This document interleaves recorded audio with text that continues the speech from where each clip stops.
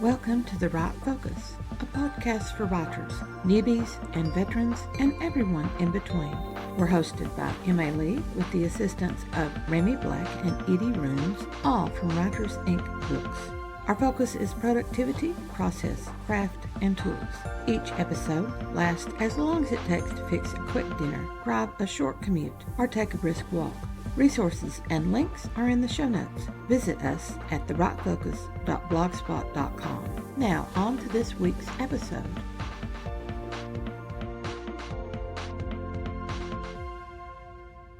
Welcome to our 200th episode of The Right Focus. Yippee!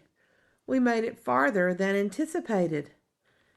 200 episodes and into the 5th season. We still have more episodes ahead. And it's all thanks to our listeners who motivate us to keep offering more and more. Over our 200 episodes, we've covered craft with plot and characters, process with rhetorical devices, productivity with challenges, and tools for writers like research. This episode is an update to an old post, a blast from the past, with new insights. For those of us raised on Western storytelling and conflict and characters, this method will be an about-face, a plotting method that works for short works, stories, and novellas, rather than novels and epics. As we analyze it, you'll see the reason I say that.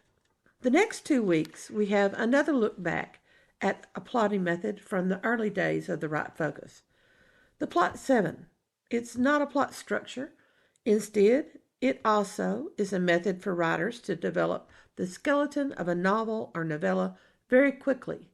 It can expand to an epic or shorten down to a very brief novella.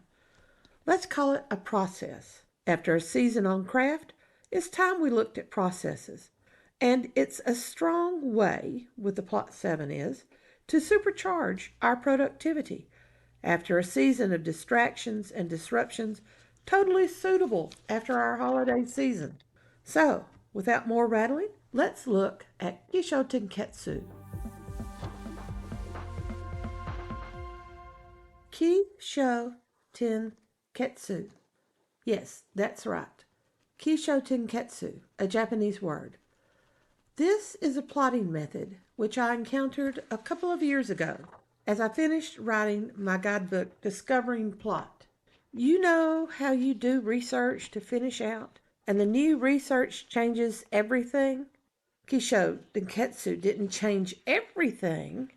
And after 2 years, I still believe the archetypal story pattern is the best plotting structure for novels and novellas.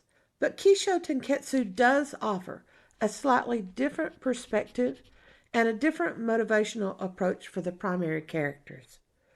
With Kishotenketsu, we really cannot say protagonist, the character facing the conflict. We can still say antagonist, conflict creator, but often our primary characters deals with events and circumstances, situations created by the antagonist, although our primary may sidestep or disconnect from the antagonist entirely. Let's start our exploration of Kishotenketsu with some background. Unlike the beats or pinch points, Freytag's simple pyramid, or 3, 4, or 5-act structure, we won't delve into the pros and cons of this method. It's too different to be compared in that manner, although we'll end with a couple of analyses. According to research, Kishotenketsu is the plotting method of Asian narratives. Originating in China, the method is also used in Korea. The word Kishotenketsu, which I have no idea how to pronounce, having only read it, and online pronunciation machines only get me so far. Anyway, Kishotenketsu is the Japanese word for that nation's method. All three, Japanese, Korean, Chinese, follow the same 4-event structure or 4-act structure. The structure is not bound to conflict between primaries. The stages are first, introduction, then second, hardship, or complications, which makes us sound very like a Shakespearean 5-act structure or complex plot. Third, reversal or twist or turning point. This is the first stage where we see a major difference, although Shakespearean structure also has a reversal. But it's not the same. It definitely is not the same. The difference continues into the fourth act, which is the conclusion, or where the third act twist resolves with acts 1 and 2. It's a reconciliation of the beginning with the twist. Reconciliation is not the best word because that's not what goes on. It's the combining of acts 1 and 2 with act 3. That's the best way to describe it. Without an example, that description makes no sense. So we'll look at an example for our analysis. That third act twist is an unexpected development of the story. It contains the most important element, the yama or climax. As explanation, Wikipedia presents a story from Sanyo Rai, Daughters of Otoya, which is in the Honmaki of Osaka. Sanyo Rai lived 1780 to 1832, so his work is in the public domain. I'm going to use his Daughters of Otoya as our example of Kishotenketsu. In Acts 1 and 2, we meet two daughters, one 16, the other 14. The development of the acts presents their youth and how, in Act 2, they are associated with violence. Remember that Act 3 twist? In the twist, we discover that, let me quote, daimyos are powerful feudal lords under the rule of a shogun and the emperor, and they protected the people. Throughout history, daimyos killed the enemy with bows and arrows. This is totally not expected after 2 acts with the sweet young daughters of Otoya. This stage steps away from the daughters to present the daimyos who are something entirely new. We can anticipate, however, that the daughters will become daimyos. Sure enough, in Act 4, we discover that the daughters of Otoya kill with their eyes. This is still quoting Wikipedia.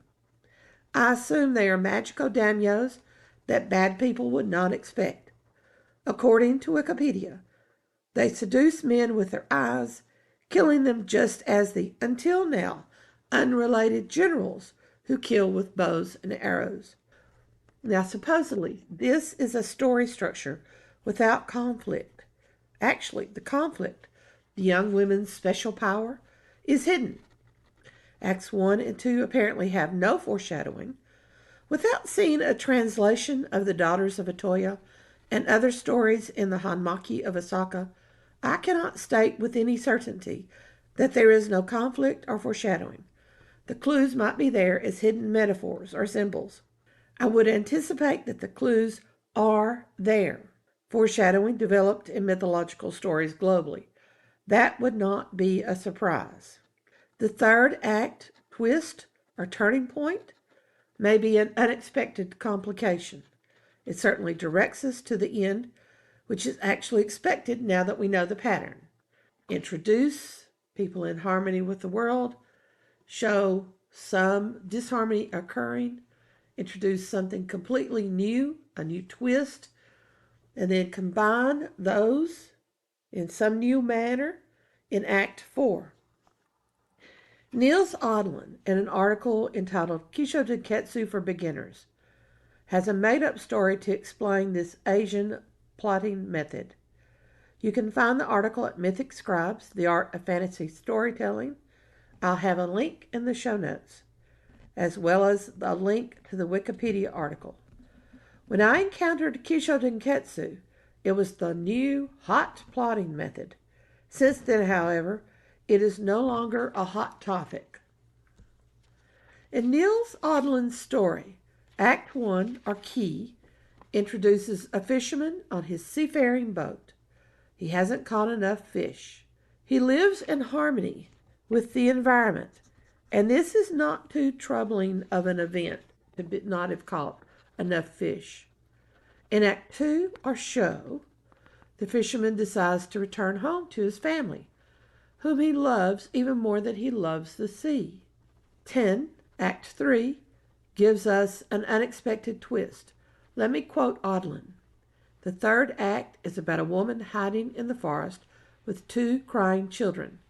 She's the fisherman's wife, and she's hiding because their village got attacked by brigands. So here's the violence entering the story, a conflict of some sort entering the story.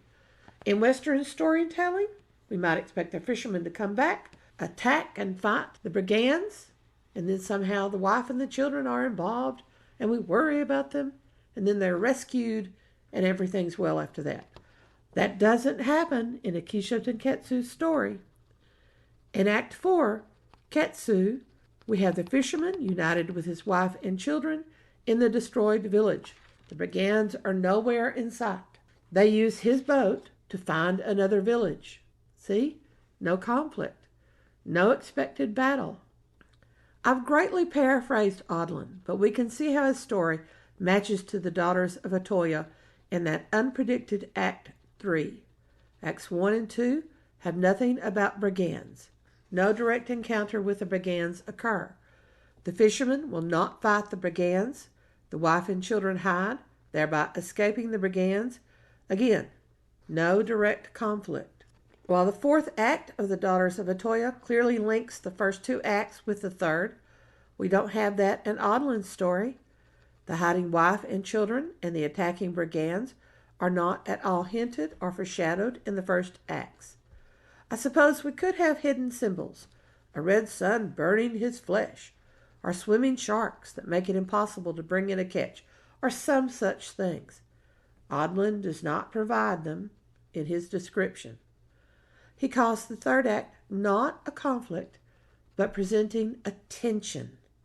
The contrast. Let me quote.